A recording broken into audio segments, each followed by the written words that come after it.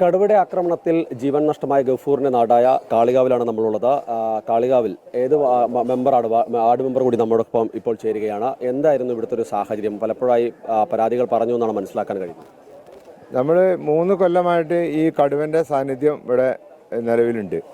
കടുവ അപ്പുറത്ത് കാണും, ഇപ്പുറത്ത് കാണും, അങ്ങനെ ഇതാകും. അത് അധികാരികളെ നമ്മൾ അറിയിച്ചു. അതായത് 15ഓളം ആടുകളെ പിടിച്ചുകൊണ്ടുപോയി കൊന്നു. ഇപ്പോൾ ഈ സംഭവം ഉണ്ടായതിൻ്റെ ഒരു 10 മീറ്റർ അപ്പുറത്താണ് കഴിഞ്ഞ കൊല്ലം ഒരു കടുവനെ മുള്ളു ഭക്ഷിച്ച് അവിടെ കൊണ്ടുപോയി. അതവിടെ പിന്നെ അവിടെ പന്നികളുടെ അവശിഷ്ടങ്ങൾ, മറ്റേ നായ്ക്കള അവശിഷ്ടങ്ങൾ എല്ലാം ഈ പിടിച്ചതിൻ്റെ അവിടെ ഉണ്ട്. അവിടെ സ്ഥിരമായ ഇതിൻ്റെ ഒരു താവളമാണ്. ഇത് നമ്മൾ അധികാരികളെ ഏൽപ്പിച്ചിട്ടും അവരുടെ അടുത്ത് യാതൊരു നടപടിയും ഇതുവരെ ഉണ്ടായിട്ടില്ല.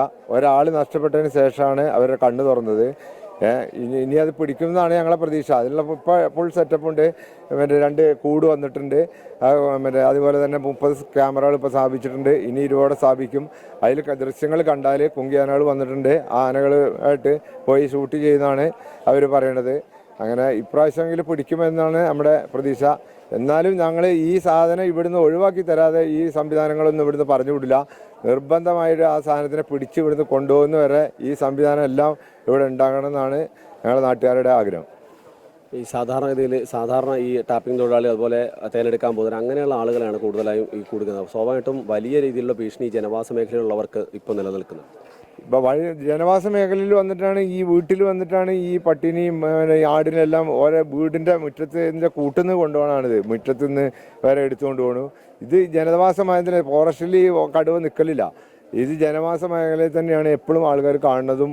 ഇതെല്ലാം ഒരു കിലോമീറ്റർ അപ്പുറം കാണും, അല്ലെങ്കിൽ 1 കിലോമീറ്റർ ഇപ്പുറം കാണും. എല്ലാം ഒരു കടുവ എന്നാണ് നമ്മുടെ വിചാരം. അവിടെ കണ്ടു അറിയും, ഇവിടെ കണ്ടു അറിയും.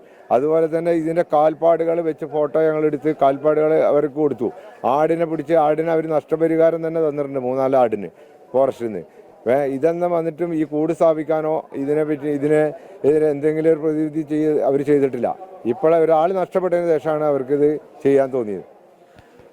ഇതാണ് നാട്ടുകാർക്ക് പറയാനുള്ളത്. സ്വാഭാവികമായും വലിയ രീതിയിലുള്ള പ്രതിഷേധം അല്ലെങ്കിൽ ഒരു ആവശ്യമൊക്കെ നേരത്തെ വനംവകുപ്പിന് മുന്നിലേക്ക് ഇവർ വെച്ചതാണ് നാട്ടുകാർ. പക്ഷേ ആ സമയത്തൊന്നും വനംവകുപ്പിന്റെ ഭാഗത്ത് നിന്ന് അത്തരമൊരു ഇടപെടൽ ഉണ്ടായില്ല എന്ന ആക്ഷേപമാണ് പ്രധാനമായും നാട്ടുകാർ അടക്കം മുന്നോട്ട് വെക്കുന്നത്. മാത്രമല്ല ഇനിയും ഇത്തരത്തിലുള്ള സാഹചര്യം ഉണ്ടാകാനുള്ള സാധ്യത അതുകൊണ്ട് കൃത്യമായി വനംവകുപ്പിന്റെ ഭാഗത്തു നിന്ന് ഇടപെടൽ വേണമെന്നാണ് അവർ ആവശ്യപ്പെടുന്നത്. ക്യാമറമാൻ മനോജ് പേരാമ്പ്രക്കൊപ്പം കെ പ്രശാന്ത്, അമൃത ന്യൂസ്, മലപ്പുറം.